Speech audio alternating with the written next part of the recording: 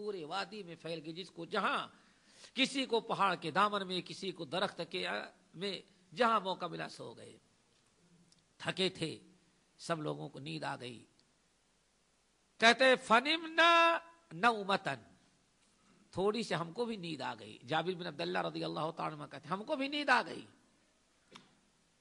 لیکن اتنی گہری نیند نہیں آئی تھی جتنا آنی چاہیے تھی۔ اچانک کہتے ہیں نبی علیہ الصلوۃ والسلام نے آواز لگائی اور بڑے زور سے لوگوں کو پکارا، بڑے زور سے نبی علیہ السلام نے پکارا، اور اتفاقاً جب آپ سونے لگے تھے تو اپنی تلوار اسی درخت پر ٹانگ دیے تھے، تلوار بھی ہاتھ سے رکھ دیا تھا۔ بڑے زور سے آپ نے پکارا، اے لوگو دوڑو، جلدی پہنچ جاؤ۔ کہتے ہیں فاستيقظت، میں بھی اٹھا اور دوڑا۔ دوسرے لوگوں کی بھی نیند کھل گئی، اللہ رسول کی آواز تھی، چاروں طرف سے لوگ ٹوٹ پڑے۔ کہتے ہیں جب ہم لوگ پہنچے تو دیکھا کہ ایک بدو بیٹھا ہوا ہے اور نبی علیہ السلام کھڑے ہیں۔ ہم لوگوں نے پوچھا یا رسول اللہ کیا ہوا؟ آپ ارشاد فرمائے یہ بدو، میں سو رہا تھا، تلوار لے کر کے آیا، اچانک میری نیند کھلی تو فی یدہ السیف فی یدہ سلطن، یہ تلوار سونت چکا تھا ہمارے گردن پر وار کرنے کے لیے، لیکن ہماری نیند فوراً کھل گئی۔ میری نیند جب کھلی تو یہ شخص یہ سمجھ رہا تھا کہ سارے لوگ دور ہیں، اگر آپ ان کو بچانے کے لیے بھی آئیں گے تو ان سے پہلے ہماری تلوار ان کی گردن پر پہنچ جائے گی۔ اس لیے بڑے کبر و غرور میں پوچھتا ہے یا محمد من یمنعک منی، صلی اللہ علیہ وسلم کون تم کو بچائے گا؟ اب تم نے بہت ہم کو تنگ کیا ہے کفار کو، اب بتاؤ من یمنعک منی، اب آج تمہیں کون بچائے گا ہم سے؟ آپ نے فرمایا اللہ۔ پھر ظالم پوچھتا ہے سوچ لو من یمنعک منی، کون ہم سے بچائے گا؟ اشارہ ہم سے آج تمہیں کوئی بچا نہیں سکتا۔ آپ نے فرمایا اللہ بچائے گا۔ پھر تیسری طرح مرتبہ بڑے کبر و غرور، اور یہ سوچ رہا ہے کہ اب تو ہم قتل ہی کر ڈالیں گے، کیوں؟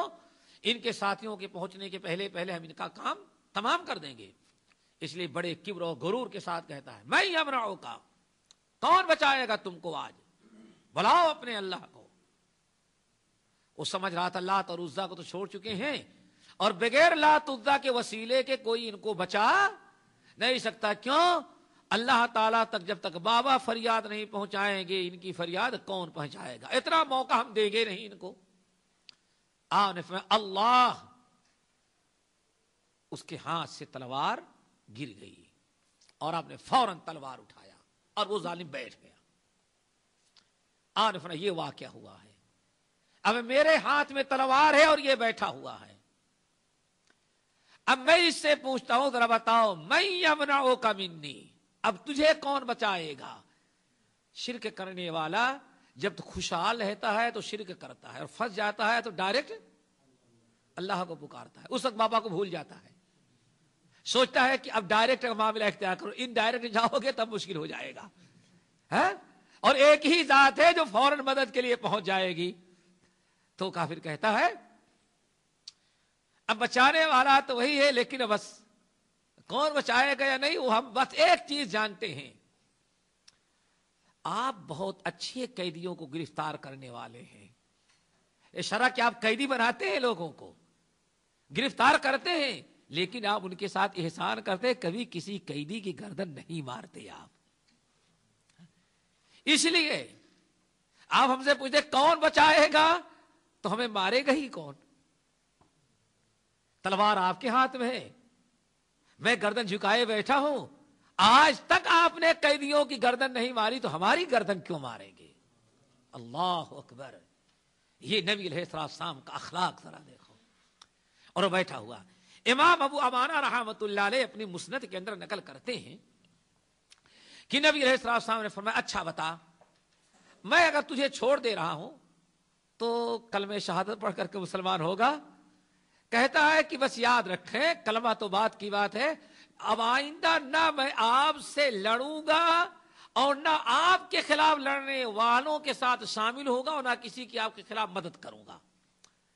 آپ نے فرمایا بتا یہ تو ٹھیک ہے، لیکن ابھی تیری کیا رائے ہے؟ کلمہ پڑھے گا، مسلمان ہو جائے گا، ہم چھوڑ دیتے ہیں تجھے، جا تو، لیکن مسلمان ہو جائے تو بہت بہتر ہے۔ فوری طور پر وہ کلمہ پڑھا اور مسلمان ہو گیا، اور اس کا نام غورث تھا، غین واو را اور ثا، غورث۔ کلمہ پڑھ کے مسلمان ہو گیا، واپس گیا۔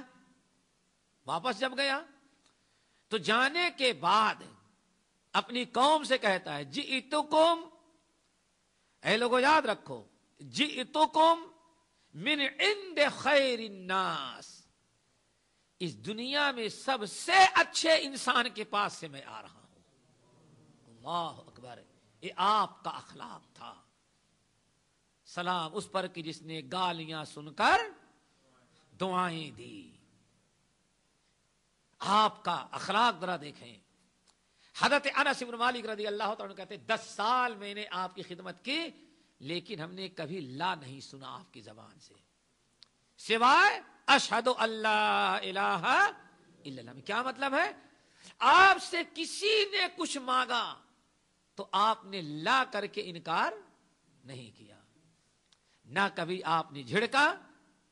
حد ہو گئی کہ 10 سال کے عرصے میں ہم نے آپ کے ساتھ کی 10 سال خدمت کی، آپ کے ساتھ زندگی گزارے، لیکن انس بن مالک رضی اللہ تعالیٰ کہتے ہیں کبھی اگر ہم نے کوئی کام کر ڈالا، کوئی غلطی کی، تو اللہ کے رسول نے یہ نہیں پوچھا کہ کیوں کیا، اور نہیں کیا کوئی کام تو آپ نے یہ نہیں پوچھا تم نے کیوں نہیں کیا۔ اس سے اندازہ لگتا ہے کہ آپ کے اخلاق کتنے تھے۔ امام ابن کثیر رحمۃ اللہ علیہ کہتے ہیں اس موقع پر میرے بھائی یہ آیت نازل ہوئی۔ آیت نازل ہوئی وَاذْكُرُوا نِعْمَةَ اللَّهِ عَلَيْكُمْ اذ ہم قوم ان يبسطوا الیکم ایدیہم فکف ایدیہم عنکم واتقوا اللہ۔ اس موقع پر تلوار دشمن لے کر کے سر پر کھڑا ہے، ہزاروں جانثار آپ کے اس وادی میں موجود ہیں، لیکن جب اس ظالم نے آپ سے پوچھا من یمنعک منی، اب تم کو کون بچائے گا، تو آپ نے توکل کا مظاہرہ کیا فرمایا؟ اللہ ہم کو بچائے گا۔ یہ بہت بڑی چیز ہے۔ ہمیشہ ہمارے اور ہمارا اور آپ کا جہاں بھی مسئلہ آ جائے، مقابلہ آ جائے، ضرورت آ جائے، خطرناک سے خطرناک مرحلہ ہو، ہمیشہ ہم تمام مسلمانوں کو اللہ تعالیٰ کا نام لینا چاہیے، اللہ ہم کو بچائے گا، ہماری حفاظت اللہ تعالیٰ کرتا ہے، یہی توکل ہے۔ ایک دوسری آیت اور ہے میری بھائی، بہت ساری آیات ہیں۔ سورۃ الطلاق کی آیت وَمَن يَتَّقِ اللَّهَ يَجْعَل لَّهُ مَخْرَجًا وَيَرْزُقْهُ مِنْ حَيْثُ لَا يَحْتَسِبُ وَمَن يَتَوَكَّلْ عَلَى اللَّهِ فَهُوَ حَسْبُهُ إِنَّ اللَّهَ بَالِغُ أَمْرِهِ قَدْ جَعَلَ اللَّهُ لِكُلِّ شَيْءٍ قَدْرًا۔ یہ سورۃ الطلاق کی آیت نمبر 2 اور 3 ہے۔ ان آیات کو آپ کے گھروں میں قرآن پاک کا ترجمہ ہے، تفسیر ہے، ان کا مطالعہ کریں، ان کی تفسیر پڑھیں، ان کے معنی اور مفہوم پر غور کریں کہ نبی علیہ السلام نے ہم کو کس طرح سے تقوی کا اور توکل علی اللہ کا درس دیا۔ وَمَن يَتَّقِ اللَّهَ يَجْعَل لَّهُ مَخْرَجًا۔ حضرت ابو ذر غفاری رضی اللہ تعالیٰ عنہ کہتے ہیں کہ جعل رسول اللہ صلی اللہ علیہ وسلم یتلو هذه الآیہ ویتردد۔ نبی علیہ السلام نے اس آیت کو ہمارے سامنے پڑھنا شروع کیا اور بار بار آپ پڑھ رہے تھے، حتیٰ نعست، یہاں تک کہ مجھے نیند آ گئی، اونگھ آنے لگی۔ اللہ اکبر۔ نبی علیہ السلام کا ایک مرتبہ پڑھ دینا کافی ہے۔